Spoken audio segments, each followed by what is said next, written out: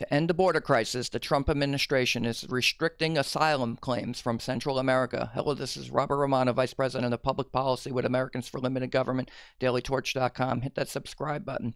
Today, we're going to be talking about the Trump administration and what it's doing to try to solve the border crisis. This time, they're restricting asylum claims from Central America. The way it's been under current law and regulations is it's been impossible to enforce the law on the southern border, and hundreds of thousands of Central Americans who have been flooding the border in recent months have been gaming the system, betting that a compassionate America is just going to let them in. So far, they've been right, but you've been seeing these numbers come in, and I just want to go over this. So the number of family units showing up on the southern border in fiscal year 2018 was 107,212. In total, it was 161,000 family units, but you have inadmissible people who show up as well, often from Mexico. But under the laws, it's the Central American children who, under a 2008 law, are automatically granted asylum. So if they show up with a family member or parent, etc., under the regulations, they were just letting the families coming together. They were not separating them for the most part. If there was a drug dealer or something like that, they would be separated. Or human trafficking, that sort of thing, if the person was in danger. And to a certain extent, I think any separations that are occurring now are for the welfare of the child that's coming across the border.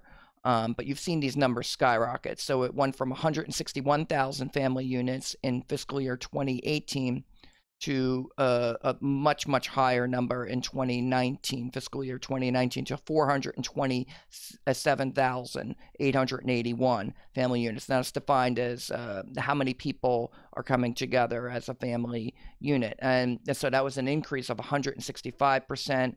The amount of unaccompanied children has also risen slightly from 58,000 in 2018 to 67,000 in 2019, up by 14%. So you're clearly seeing a huge increase in the number of family units that are coming and are trying to, from Central America specifically, to take advantage of the fact that the children automatically get in, and the betting that the parents will be allowed in as well. That's the lure, that's the incentive, that's what's happening. That's why this number is skyrocketing now. People have grown wise to what the way the laws and the regulations were structured, and so they're abusing the system. So to get a handle on the problem and to deter future migrant waves, DHS and DOJ, the Department of Justice and Homeland Security, are using their powers under the law to provide for additional restrictions, and have issued a new rule under 8 CFR Part 208, and this just came out, where now you have to first apply for asylum in the first country you enter from your home country, and if they don't, then they're not going to qualify for coming into the United States. The new regulation states, quote, "An alien who enters or attempts to enter the United States across the southern border after failing to apply for protection in a third country outside the alien's country of citizenship, nationality, or last lawful habitual residence through which the alien transited en route to the United States is ineligible for asylum." So that means that everyone showing up on the southern border right now, family units from Central America, are not going to qualify. Because most likely they haven't applied for asylum in any of the other countries. They're trying to get to the United States. They're attracted to our laws, our regulations. So now, by changing the regulation, hopefully you can start to stem the tide and weed out legitimate asylum claims. Because what's happening is a lot of people are not being granted asylum under these circumstances. They're actually not qualified.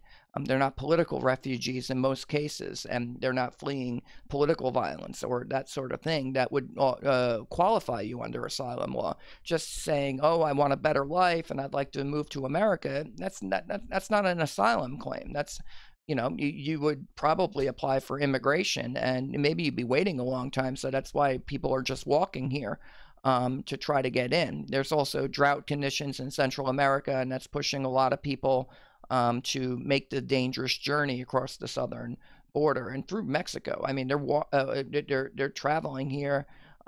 This is a picture from the so-called migrant caravan, and people are just coming in waves, and we can't accommodate them all, and so now we're changing the regulations.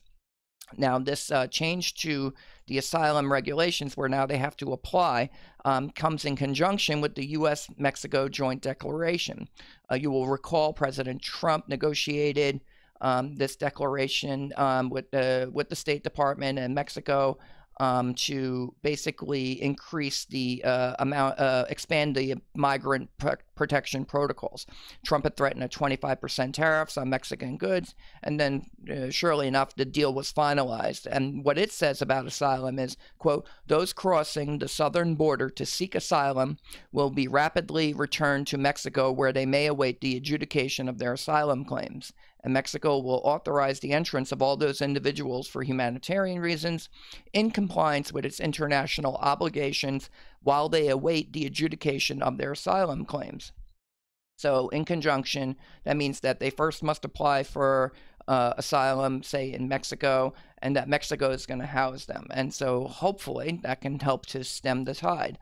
There's far more people coming. We have over 100,000 showing up in June, over 140,000 in May, 109,000 in April, 103,000 in March, 76,000 in February. Problem, when Congress did the budget last year, they only provided about 52,000 beds, and you have more than 100,000 people showing up every month. And there's also not enough judges. You have about 400 immigration judges. They can't possibly process all these people. And so the conditions are getting overcrowded. Congress just passed, and President Trump signed a $4.6 billion humanitarian relief bill for the southern border to deal with some of the conditions down there, because it's being overwhelmed. And the cause is there's too many people coming who don't qualify for either U.S. immigration status or U.S. asylum status. And the way they were gaming the system, now let's talk about that part. After briefly attempting to enforce the laws in April of 2018, this would be a situation where the child from Central America would qualify for entry, but the parents would not. So what the Trump administration said was zero tolerance. We're going to enforce the laws. If the parents don't qualify, well, they should be deported. And so this resulted in about 2,648 children who were separated from their families. And this only went on until late June of 2018. So in April it starts, in June it ends. And what ended up happening was that the Trump administration, President Trump, he issued an executive order basically ending the zero tolerance policy. In limited exceptions, they're still going to protect the welfare of a child if he or she is a victim of human trafficking, if the parents are not the parents, that sort of thing, where the welfare of the child would be in jeopardy. There's still going to be a separation. There were separations during the Obama administration under limited circumstances as well. So I think we're back to the old policy there. But they tried to enforce the law the way they were written. So now they're changing the regulations so that most of these folks who are coming across the border, they need to apply for asylum first in, say, Mexico. The lure was the problem under the 2008 law. The children could come in. The parents did not have a provision to allow them to stay. So if the adults applied for asylum, or if the federal government elected to prosecute them, that complicated matters. Asylum cases can take more than 20 days to prosecute, or to process, rather. This is where in the process the family separations were occurring, but those have been abandoned. Now under the executive order, families are being placed into housing together. In the past, this meant, according to a 2018 White House fact sheet, the government would, quote, release the entire family unit into the U.S. interior. Once released into the U.S. interior, these family units frequently disappear into the country, failing to appear for their court hearings or comply with removal orders.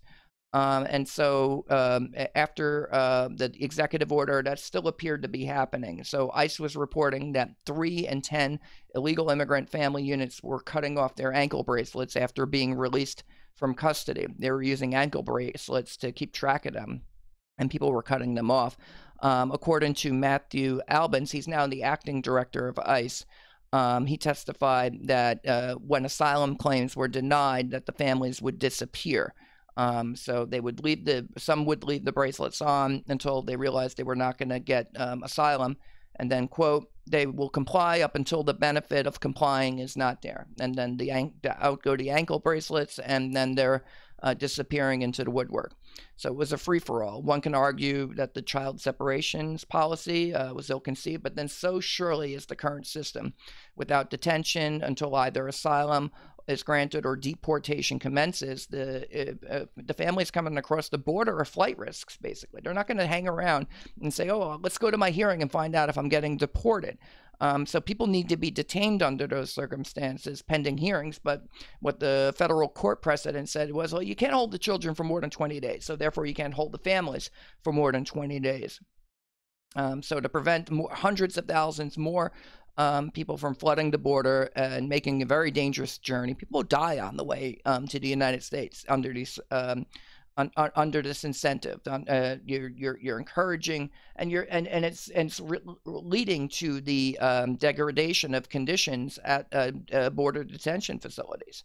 They're overwhelmed, they're overcrowded, and it's because we're letting too many people cross the border under prior regulations and court precedents. So what Trump and DHS and DOJ are saying is that we're not going to process asylum claims unless you've been denied asylum in another country first.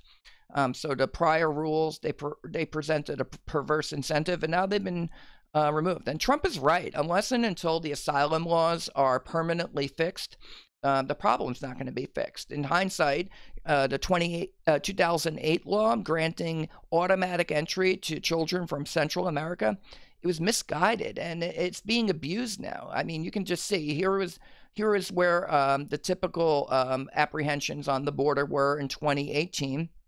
And now they're skyrocketing as people realize that, well, if I just show up with my kids and I'm from Central America, they're going to let us all in. Well, they're not doing that anymore. They're going to slow that down, and they're going to stop the abuse of the system. And Congress needs to step in and do a permanent fix here.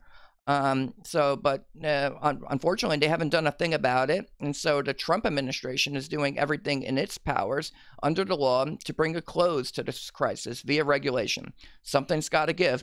If it seems like President Trump and his administration are the only ones trying to solve the border crisis, while members of Congress exploit the crisis for political gain, you'd be right.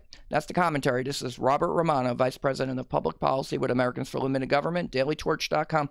Hit that subscribe button, ring the bell for notifications, and have a great day.